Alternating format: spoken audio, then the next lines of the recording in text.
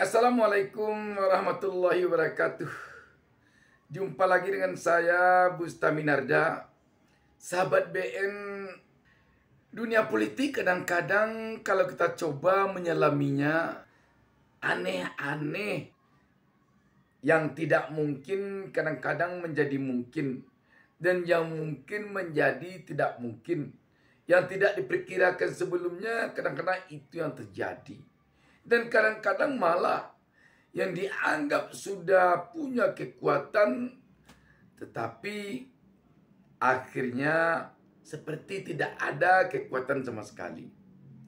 Beranjak dari sini menarik mungkin kalau kita perhatikan bagaimana nanti kekuatan Partai Gerindra sebagai partai pemenang Pilpres dan pemilik presiden sekarang ini di provinsi-provinsi Pulau Jawa pasca Pilkada 2024 mendatang ini. Kita bisa perhatikan Partai Gerindra sekarang ini di mana kemungkinan yang dia akan memiliki gubernur di provinsi-provinsi yang ada di Pulau Jawa. Pertama, coba kita perhatikan dari Jakarta. Jakarta sekarang ini yang kemungkinan akan memenangkan Pilkada Jakarta ini Ridwan Kamil, Suswono, dan kemungkinan kedua Pramono Anung, Rano Karno. Tetapi melihat kondisi sekarang ini, mungkin kecenderungan kemenangan tanpa kita mendahului takdir, besar kemungkinan akan berada pada Ridwan Kamil, Suswono. Ridwan Kamil bukan berasal dari Partai Gerindra. Dia berasal dari Partai Golkar. Dengan demikian, kalaupun menang Ridwan Kamil nanti, dia bukanlah berarti kemenangan bagi Partai Gerindra. Dia kemenangan bagi Partai Golkar. Suswono pun bukan kader Partai Gerindra pula. Dia kader PKS. Apalagi kalau yang menang nanti Pramono Anung, tambah sedikit pun tidak ada bau-baunya dengan Partai Gerindra. Kita pergi lagi ke Jawa Tengah. Jawa Tengah yang tampaknya kuat sekarang ini pasangan Andika Perkasa, Hendrar Prihardi. Karena dia maju dari PDIP dan perlu kita ketahui sampai sekarang ini Jawa Tengah masih kandangnya banteng. Setelah itu Lutfi Yasin. Walaupun Lutfi dicalonkan oleh Partai Gerindra, tetapi kita tahu Lutfi bukan kader Partai Gerindra. Lutfi adalah anggota Polri yang sekarang ini maju di Pilkada Jawa Tengah. Kalaupun nanti menang Lutfi, dia bukanlah kader Partai Gerindra. Coba kita lihat lagi Jawa Timur. Jawa Timur sekarang ini tampaknya yang kuat itu Khofifah Indar Parawansa. Khofifah Indar Parawansa bukanlah kader Partai Gerindra. Pasangannya pun tidak pula kader Partai Gerindra, tetapi kader Partai Demokrat. Kita lihat lagi di Jawa Barat. Jawa Barat sekarang ini yang maju memang Partai Gerindra, Deddy Mulyadi. Tetapi lawan Deddy Mulyadi bukan main pula sekarang ini, yakni Ilham Habibie yang berpasangan dengan kadernya Partai PKS. Ilham Habibie dicalonkan oleh Partai Nasdem. Dan kita pun mendengar sekarang ini isu-isu yang telah dihadapkan kepada Deddy Mulyadi sangat menakutkan. Dan kita tahu kekuatan PKS di Jawa Barat selama ini sangat-sangat kuat. Untuk menang bagi Deddy Mulyadi kelihatannya perlu perjuangan. Kalaupun nanti memenangkan pilkada, karena itu kita melihat jika menang nanti Deddy Mulyadi, kemenangannya sangat-sangat tinggi perjuangannya. Kita lihat lagi di Banten. Pada awalnya memang kader partai Gerindra yang diajukan oleh Koalisi Indonesia Maju, Andra Soni. Tetapi belakangan ini maju Airin yang sangat kuat elektabilitasnya di Banten, 70%, bayangkan. Kita bukan mendahului yang Maha Kuasa, tetapi kemungkinan yang akan memenangkan pilkada Banten itu Airin. Dan Airin telah maju. Dan Koalisi Indonesia Maju di Banten sekarang ini sudah berserakan ketika Partai Golkar keluar dari Koalisi Indonesia Maju di Banten dan mengajukan calonnya kembali Airin yang berpasangan dengan PDIP.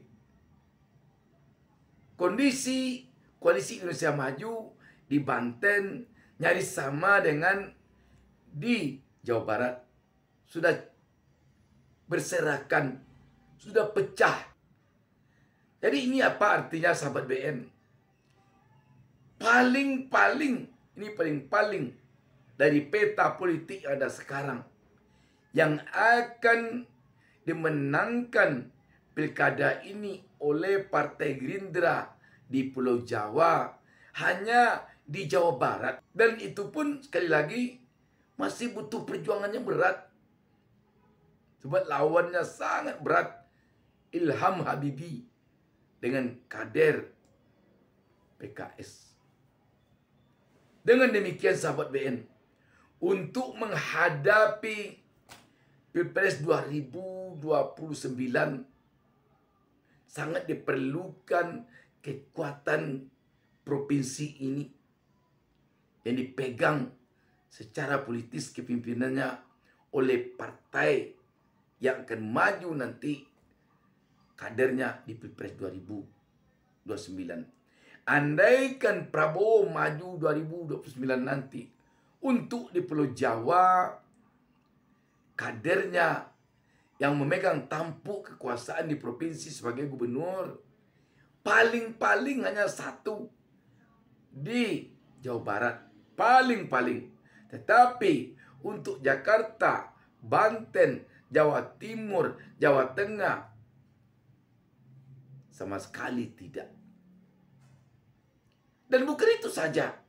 Dalam kepemimpinan Presiden Prabowo nanti 5 tahun ke depan,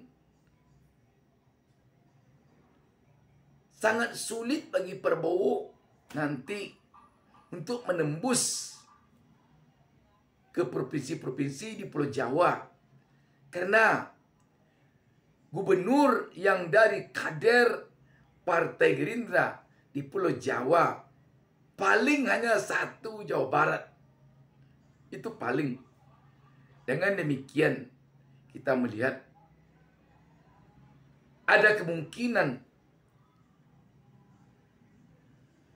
Prabowo akan kesulitan nanti mengimplementasikan program-programnya, janji-janji politiknya di Pulau Jawa ketika kadernya tidak menjadi gubernur sebagai kepala daerah di provinsi-provinsi yang ada di Pulau Jawa ini. Apalagi untuk Jakarta. Sahabat BN, sebenarnya Jakarta ini, kalaulah antara para politisi ini tidak dibakar oleh emosi politiknya masing-masing yang memunculkan egonya masing-masing, masih banyak yang bisa dikompromikan dulu agar di Jakarta ini bisa orang dekatnya Prabowo yang maju di pilkada. Paling tidak untuk wakil saja. Tetapi karena emosi yang telah membakar sehingga sulit dikompromikan hal-hal seperti itu untuk bisa orang dari Prabowo, dari Partai Gerindra sebagai partai pemenang Pilpres. Sulit jadinya. Sebenarnya kalaulah untuk Jakarta ini dulu, Prabowo bisa saling menurunkan tensi politiknya dengan Anies, sebenarnya bisa. Anies kita yakin masih bisa dikendalikan oleh Prabowo. Masih bisa. Seandainya dulu Anies bisa duduk empat mata dengan Prabowo, dengan jiwa yang tenang, dengan emosi masing-masing yang terkendali, maka bisa dikompromikan. Kalau perlu, Anies ini kalau ingin maju dengan Partai Gerindra, dengan wakil dari Partai Gerindra, buat dulu pernyataan tertulis. Dan kalau perlu, pernyataan tertulis ini disebarkan ke publik bahwa untuk Pilpres 2029 nanti, kalau Prabowo maju, Anies siap berpasangan dengan Prabowo sebagai wakil Prabowo. Kita yakin itu bisa dikompromikan. Tetapi mungkin emosi politik antara dua tokoh ini telah membakar tensinya masing-masing sehingga hal itu tidak tercipta. Yang susahnya lagi di dunia politik ini, orang-orang yang memanas-manasi dari kiri dan kanan ini yang susahnya. Kurang panas dipanas-panasinya, yang menjadi kompor ini yang susahnya lagi.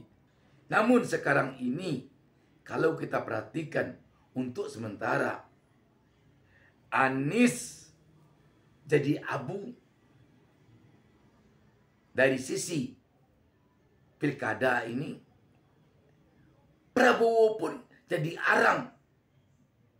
Ketika Anies tidak maju, Prabowo dalam artian selaku Ketua Umum Partai Gerindra, nyaris bisa dikatakan sekarang ini tidak bisa memenangkan pilkada di Pulau Jawa khususnya secara mayoritas. Sahabat BN, agaknya ini bisa menjadi pengalaman bagi yang muda-muda di dalam berpolitik. Di dalam berpolitik tentu emosi perlu diturunkan agar yang dikedepankan bisa rasional. Kalau emosi sudah ke depan, rasionalitas kalah, maka akhirnya orang-orang yang emosi itu akan mengalami kekalahan atau kerugian di antara mereka. Demikian sahabat BN. Wassalamualaikum warahmatullahi wabarakatuh. Jangan lupa subscribe. Jangan lupa subscribe.